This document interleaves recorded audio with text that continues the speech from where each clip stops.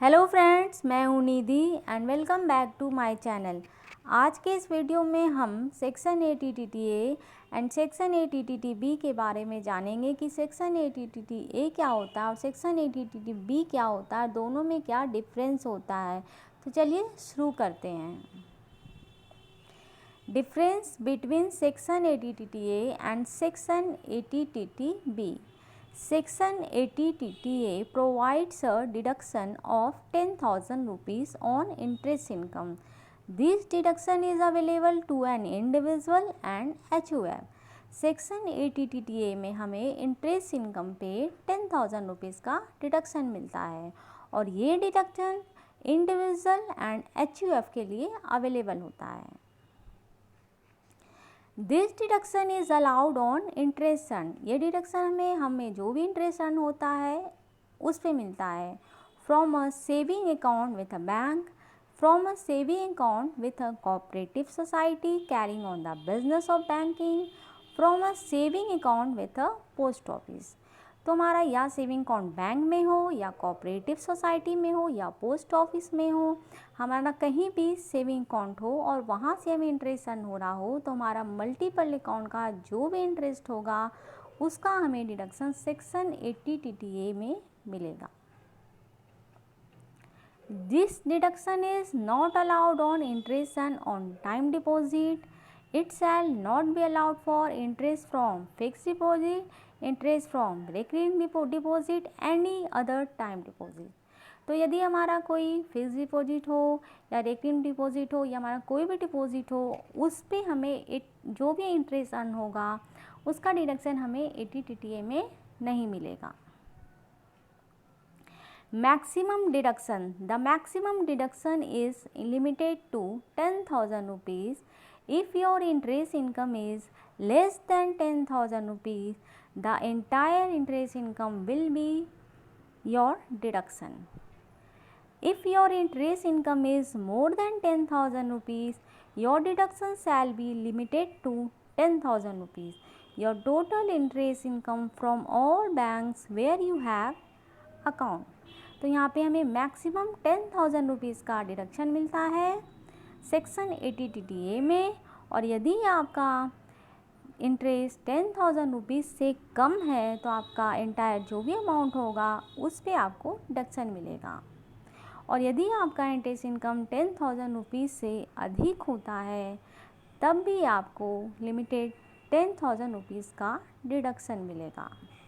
आपका जो भी मल्टीपल सेविंग अकाउंट है फ्रॉम ऑल बैंक्स, जो भी आपका टोटल इंटरेस्ट आएगा उस पे आपको 10,000 रुपीज़ तक का डिडक्शन मिलेगा। How to claim the deduction, इस डिडक्शन के लिए आप क्लेम कैसे करोगे? First, add your total interest income under the head income from other sources in your return, then only 10,000 would be allowed as a deduction under section ATTTA। तो सबसे पहले आपको क्या करना है, इनकम फ्रॉम अदर सोर्सेज के head में आपका जो भी इंटरेस्ट इनकम है from a saving bank account से, जहाँ भी आपका सेविंग बैंक अकाउंट है, from all banks multiple account का आपका जो भी सेविंग बैंक का इंटरेस्ट आएगा उसको ऐड करेंगे और उसको इनकम फ्रॉम अदर सोर्सेज के हेड में इंटरेस्ट इनकम में दिखाया जाएगा और वहाँ पे आपको मैक्सिमम 10,000 रुपीज़ के लिए फिर आप ATTTA में डिडक्शन दिखा सकते हैं। अब जानते हैं कि सेक्शन ATTTB क्या होता है। Section ATTTB of the income tax act provides a deduction to a senior citizen in respect of interest income earned on deposits with a bank or a cooperative society or a post office। तो यहाँ पे ATTTB का deduction senior citizen को मिलेगा। Senior citizen में जिसका as 60 year से अधिक होगा और ये डिडक्शन आपको इंटरेस्ट इनकम पे मिलेगा, फिर वो सेविंग अकाउंट का इंटरेस्ट इनकम हो या कोऑपरेटिव सोसाइटी का हो या पोस्ट ऑफिस का हो। सीनियर सिटीजन को हर तरह के इंटरेस्ट पे डिडक्शन मिलेगा। The maximum amount of deduction available in 50,000 rupees, maximum deduction मिलेगा 50,000 रुपीज़ का। In simple terms, if the eligible interest income is less than 50,000 rupees, then the entire interest income would be allowed as deduction. तो यदि आपका interest income 50,000 rupees से कम भी होगा तो आपका जो भी होगा एंटायर अमाउंट पे आपका डिडक्शन होगा. However, in case the interest income is more than 50,000 rupees, then only 50,000 would be allowed as deduction under section 80TTB. और यदि आपका डिडक्शन 50,000 रुपीज़ से अधिक होगा तब भी आप 50,000 रुपीज़ तक के लिए 80TTB में क्लेम कर सकते हैं. Only for senior citizen. Deduction is available under section 80TTB. Any interest income earned by a senior citizen on deposit is allowed as a deduction under section 80TTB. The deposit should be held with any of the following: interest on bank deposit, either saving, recurring और fixed deposit. तो आपका कोई भी deposit पे जो interest हो रहा है, फिर वो सेविंग हो, रेकरिंग हो, फिक्स डिपॉजिट हो, वहाँ पे आपको डिडक्शन मिलेगा 80TTB में. Interest on deposit at the post office, या पोस्ट ऑफिस में आपका कोई डिपॉजिट हो, वहाँ से आप इंटरेस्ट कर रहे हो. Interest on the deposit held in cooperative society mainly engage in the business of banking, फिर वो कोऑपरेटिव सोसाइटी में आपका डिपॉजिट हो, वहाँ से आपको इंटरेस्ट मिल रहा हो. तो टोटल यहाँ पे इंटरेस्ट आपको 50,000 रुपीज़ तक का डिडक्शन मिलेगा. अब जानते हैं कि दोनों में क्या डिफरेंस है. Both section 80TTA and section 80TTB provide deduction towards interest income. तो सेक्शन 80TTA और सेक्शन 80TTB दोनों में ही हमें इंटरेस्ट इनकम पे ही डिडक्शन मिलता है. दोनों में डिफरेंस क्या होता है ये देखते हैं. Applicability section 80TTA and section 80TTB. ये किसके लिए एप्लीकेबल होता है section 80TTB? Section 80TTA applicable to individual and HUF except for senior citizen. ये सिर्फ इंडिविजुअल और HUF के लिए अवेलेबल होता है, सीनियर सिटीजन के लिए नहीं. और सेक्शन 80TTB जो होता है एप्लीकेबल टू सीनियर सिटीजन, ये सिर्फ सीनियर सिटीजन के लिए एप्लीकेबल होता है. Types of income allowed as a deduction. Section 80TTA interest income earn on a saving account. It does not include fixed deposit interest और recurring deposit interest. इसमें सिर्फ हमें सेविंग अकाउंट के interest पे ही डिडक्शन मिलता है. फिर और रेकरिंग पे हो, फिक्स डिपॉजिट पे हो, इस पे हमें डिडक्शन नहीं मिलता है. सिर्फ सेविंग अकाउंट के इंटरेस्ट पे हमें डिडक्शन मिलेगा सेक्शन 80TTA में. सेक्शन 80TTB में हमें interest income earn on all types of deposit. यहाँ किसी भी तरह का डिपॉजिट हो और हमें इंटरेस्ट अर्न हो रहा हो तो यहाँ पे हम सेक्शन 80TTB में क्लेम कर सकते हैं. It includes interest earn on a saving account, fix deposit और recurring deposit. Maximum amount of deduction यहाँ पे सेक्शन 80TTA में हमें सेक्शन मैक्सिमम 10,000 रुपीज़ का डिडक्शन मिलेगा और सेक्शन 80TTB में हमें मैक्सिमम 50,000 रुपीज़ तक का डिडक्शन मिलेगा. Following income for a tax payer. तो यहाँ पे हम कुछ इनकम देखते हैं टैक्स पेयर का, जिसमें हम टैक्स कैलकुलेट करेंगे फॉर द फाइनेंशियल ईयर 1920 के लिए और फाइनेंशियल ईयर 2021 के लिए.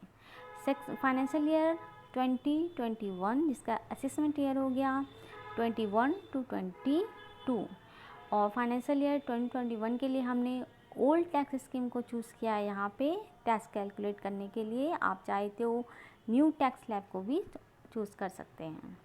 तो चलिए इनकम पहले देखते हैं. Saving interest of 10,000. Saving interest हमारा कितना है 10,000 रुपीज़. फिक्स डिपॉजिट का इंटरेस्ट हमें कितना है 3 लाख रुपये और अदर इनकम हमारा 1,50,000 है. How a senior citizen stand to benefit as against a normal tax payer with the provision of section 80TTB. Normal tax payer का यहाँ है और सीनियर सिटीजन टैक्स पेयर का. सेविंग इंटरेस्ट हमारा है 10,000 रुपीज़.